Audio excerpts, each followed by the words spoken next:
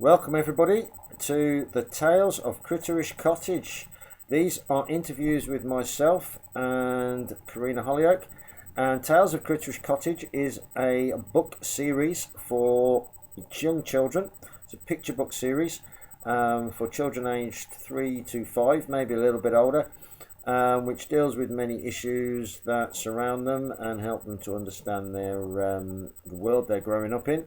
And it stars Beanz, my therapy dog, and lots of my animals, and they go on adventures using their superpowers to help children get through life and understand life.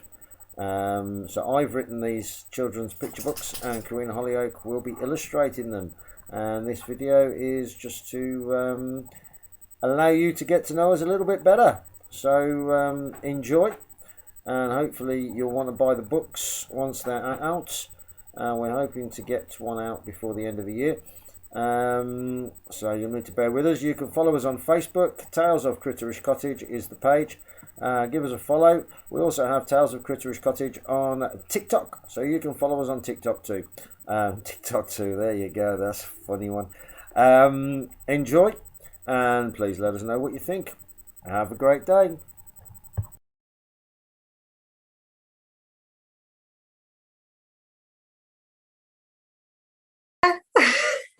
Corrina Holyoake here, and I am the illustrator of the Tales of Critterish Cottage.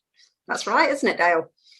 Yes, indeed. And I popped on today to interview Dale, who's written all the stories, and ask him a few questions, so to get a little bit of an insight about what he does, what the animals do. So, Dale, did you want to do a quick little introduction?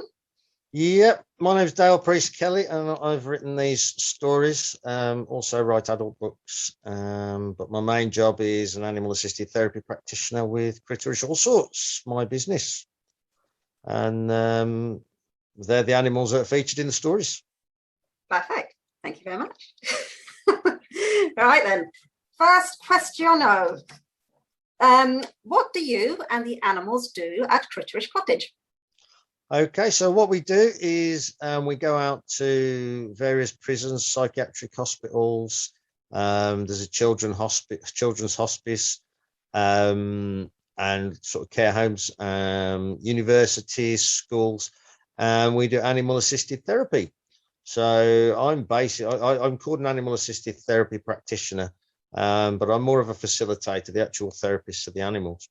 And I take 6 animals to a session or a visit, and we do several sessions usually within the prisons and psychiatric hospitals, where we help people with their mental and physical health, and it seems to do good. Bean's got a guy talking in a prison last week who doesn't normally engage, doesn't talk to people. And Beanz is the main character, isn't he? Beanz is indeed the main character in the stories. Some books are just about Beanz, and other books are about Beanz and the rest of the animals. So yeah, there's a kind of quite a lot of variety, really. And Beanz is a border collie, is that right? Beanz is a border collie, a sheepdog, a Welsh border, no, sorry, an Irish border collie, who was found on the streets of Dublin. Oh. So yeah. Lovely. And where did you get the inspiration for all your stories? Well, the first one came in a daydream, which sounds bizarre, but I was walking Beanz, and some reason started daydreaming about him helping a little boy with his first day at school, and wondering how he'd act and what he could do to help. And I kind of got home and got this little story in my head, so I got home and wrote it out and sent it to you, and the rest is history. But yeah, it's just like various situations that I deal with on a kind of day-to-day basis with my work, but how it might relate to children, how it might relate to helping children with understanding the world around them and life's little challenges, basically. Lovely, thank you. Yes, do animals really have superpowers? They do. So they've got kind of physical superpowers and natural superpowers, like, for instance, a dog's sense of smell is sort of 70,000 times more intense than ours. You know, a snake's smell is incredibly sensitive. It's basically their only sense. You know, dogs can hear really, really well. They can hear sort of frequencies that we can't.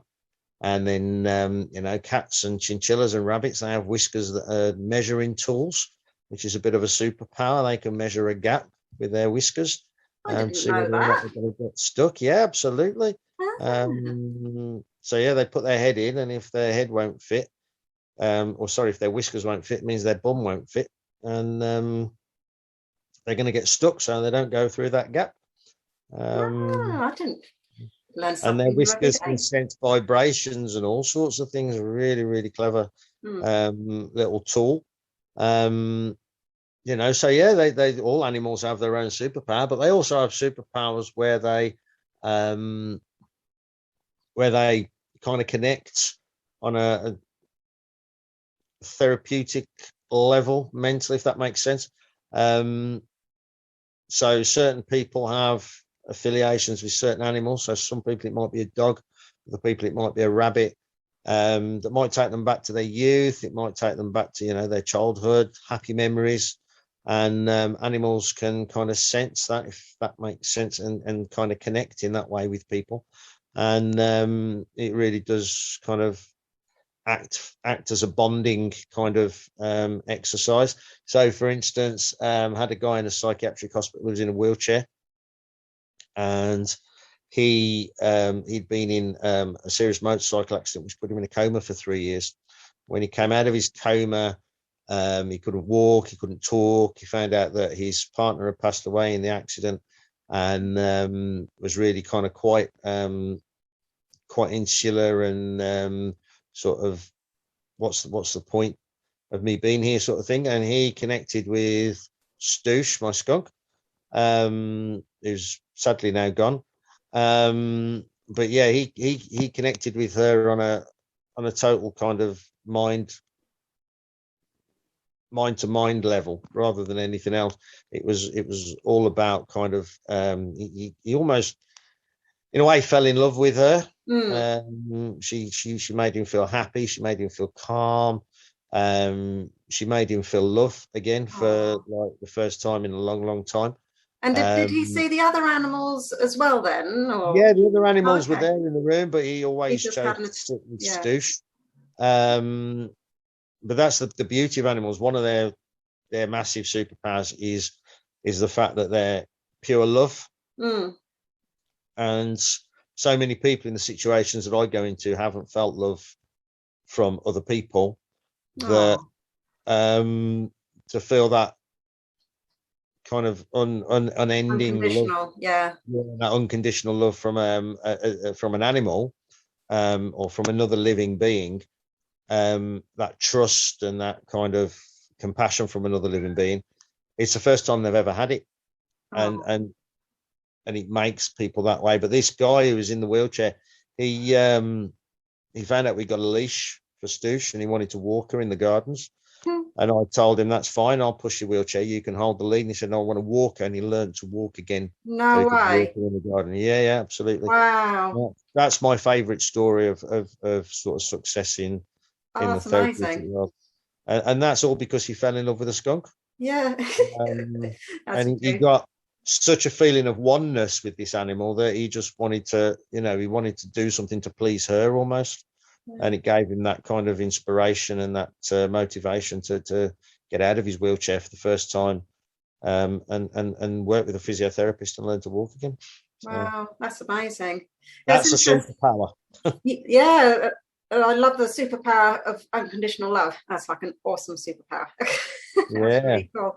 But no, that's interesting about the different animals connecting with different people, because when I put a post up recently about Sebastian, saying that he was one of the pet therapy animals, and somebody was kind of like joking about it, saying more or less implying that you had to be a dog to be a pet therapy animal. So they couldn't quite understand why chinchilla was a pet therapy animal. I didn't really know how to explain it to her, but I wish I'd heard all this because I could have explained all that. But Yeah, that's different really people interesting. just connect with different animals in different Yeah. ways. You know, for some people, they're not interested in the furry animals. It's all about the reptiles. I had one girl in the CAMS unit who would only work with stick insects. Wasn't interested in any other animal but stick insects. I had another girl Wow. who wouldn't talk to anybody, hadn't spoken in months since she'd been in there. And the tortoise was the one that she connected to, and she was talking, she was chatting to her a carer that was with her in the hospital. And you know, it amazes people. Brilliant. And it's all about connection. Yeah, the stick insects need to go in a story. We've not had them yet, have we? Not yet. They'd be fun to draw. Cool. Okay, challenge accepted. Yeah, bring it on. Lovely. No, that's brilliant. Thank you very much. More than welcome.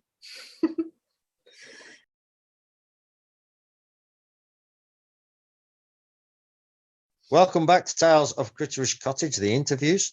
This is part 2, and I am Dale Preece-Kelly, the author, and I'll be talking to Corrina Holyoake, who is going to be illustrating the stories for us and bringing the book to life. So, Corrina, clearly you've illustrated many books. How many books have you illustrated? Roughly, do you think? Do you know what? I don't actually know. I've lost count now. Probably around 20, okay. Maybe more. Yeah, quite a few. One of which you actually wrote yourself. Yes, I did. Called Animania, and that's one of the ways we met, wasn't it? Animania. We met through Animania. It was. So tell us what Animania is about. Well, it's pretty bonkers. So this is it, Animania, and it is an alphabet book with a twist. The twist being that they're not your normal everyday animals. They're completely made up. So all I did was mishmash lots of different animals, put them together, gave them silly names, and turned it into an alphabet book. So it's all done in rhyme. Each animal's got a little paragraph in rhyme, but it's bonkers. None of it makes sense, and it's all very silly. Silly's good. So what gave the inspiration to do Animania the way you did it? It was my children's idea, really. It was something they'd come up with about the ideas of mixing animals together. And I sort of jumped on that, and I thought that would make a really good book, actually. And yeah, I went from there with it, really. And I have written another book that hasn't been published yet. But again, that was a concept from my kids. Kids have like the best imaginations in the world. They really do. So I definitely use them as much as possible. Cool. So what's your favorite Animania character? I think that there's a few of them, but I do quite like the clown cat, which is this one here. It's really stupid. I'll read you what it says here. So it says, C is for clown cat. If you're feeling a bit sad and blue, the silly clown cat is just for you. Ever so funny, you'll be in fits of giggles, listening to her jokes and silly riddles. Oh, and then next to that is a booger bat. A booger bat. Ugh. Yeah. Or dribbling nostrils. Yeah, lovely. You got to have a little bit of grossness in there now and again. Kids love it. Yeah. Bit of toilet humour. Toilet humour, yes, poo, wee, all that kind of stuff. It's all good. So tell us about, there's a game related to it as well, I believe. Yeah, that was another, and the weird thing is, you used to do it as well. So we both did this game without even knowing about it, because you've done it with Critterish Cottage as well. So it was just a game me and the kids used to play a lot, usually at bath time, where we would make our own Animania characters up. Okay. So yeah, we would just come up with different animals, mix them together, then talk about what we'd call them, what they'd be like, and yeah, used to entertain them loads. And then sometimes we'd even draw them out. But yeah, there was loads of silly things you can come up with. But you did something similar, didn't you, with Critterish Cottage? Not Critterish Cottage, Critterish. I can't speak. Critterish all sorts. Did I? I don't remember. You did a game when you were doing your school visits and things. Didn't you do a game like that? with the school kids? Oh, I do. Sorry, yes. Aha, I do a workshop. workshop. Yeah, called Create a Critter, Yeah. where I go through like 6 or 7 different animals that I've got, and I take them with me, going to schools and stuff, and I take them with me, and the kids listen to me talk about the animals and tell them all about the animals and what makes them fantastic and their superpower, and they take the superpower from each animal and turn it into the superpower that they think that animal's got from each animal, and they turn it into a fantasy animal. Ah, so Similar. You get similar some great, concept. you get some great results. Yeah. That came from me doing when I was a child in secondary. I think I was first or second year secondary school. I had an English teacher, and we did this thing where we had to invent our own animal that was a mixture of different animals, and we had to write a poem about it. Brilliant. Mine was the Rabostri Rye cow. The what? Sorry. The Rabostri Rye cow. Right. It was part rabbit, part ostrich, part rhino, and part cow. Brilliant. And I had to draw it, and I can't draw for Toffee. No. But you can imagine what it looked like. But yeah, I think it's great. I think it's a great idea. Yeah. And the game, what a great way to use the book. Yeah, definitely. I love seeing, because you never get the same thing. No, not at all. Never get the same thing. It's always something completely different. And yeah, no, that's brilliant. Kids have the best imagination, so you know, read the book to the kids and then say, well, what would your Animania animal be? Yeah, I think at the end of the book I've actually put that in there, some blank sheets for them to draw their own up. And I bet every time you ask the same child, you get a different character. Yeah. But I mean, my kids never got bored of it. We'd always play it at bath time, and we'd always come up with something different. Water-based animals. But yeah. What's your favourite? This is the one thing that I have kind of always wanted to ask you, really. What's your favourite thing about like bringing a book to life? Because clearly I can write the words. Yeah. But without your pictures, it's got no real life to it. No, there's loads of stuff I love about it, but the biggest part is just creating your own little reality from scratch. Your own little worlds. Yeah, brand new worlds. I love that. And also when I'm doing it for other people as well, bringing other people's visions to life, I love the reaction you get out of them, because you feel like you're giving them a little present each time. It's really it's really cool. I love it. They get really excited, and just the whole journey. And then at the end, when you've got that physical product in your hand as well, that's like, wow. Yeah. I did that. Yeah. Exactly. Yeah, because I mean, my words are fine, but without your pictures, they're nothing really. That makes sense. Yeah, but I need the words for the inspiration. I could say the same. I suppose. It's collaboration, isn't it? But yeah, it's fantastic. Yeah. What's your favourite animal to draw? Last question, promise. Oh no, that is a tricky one. I love them all. I definitely find animals a lot easier than people. They seem to come very, very naturally to me. Actually, insects as well. Things like bees, ants, I find them really easy. Favorite one to draw? Yeah, probably insects, actually, thinking about it. You have great fun with insects, though, can't you? Giving them expressions and little personalities. Yeah, and I think it's turning something that you'd normally find a little bit icky into something cute. I quite like that. Yeah, I mean, people give furry animals characters and facial expressions all the time. You know, you look at your dog and you see like doing various things, and you look at their eyes and the expressions on their faces. With an insect, you don't really get that. No. And people don't tend to, like you say, people see them as icky, so people don't look at them and think, oh, that. But they do have personalities. Do they?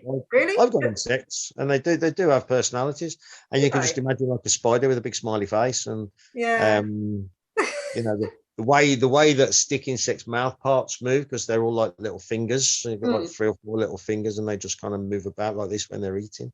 and it's really kind of, Oh, wow. it looks gross, but you could turn it into something really kind of quite funny, like when they talk, especially if you're animated when they're talking. Yeah, It'd be really cool. oh, But yeah, fascinating. and then they got the little, especially bees and some insects, they got the little things on Little top of the antenna things, antennae, and they move about and stuff, and can kind of act like ears, I guess, like a dog's ears almost. Yeah, I think Um, they're cute. so Yeah, very cute, fantastic. brilliant. And I said that was my last question. I promise. So Okay. done now. We are all done. Thank you.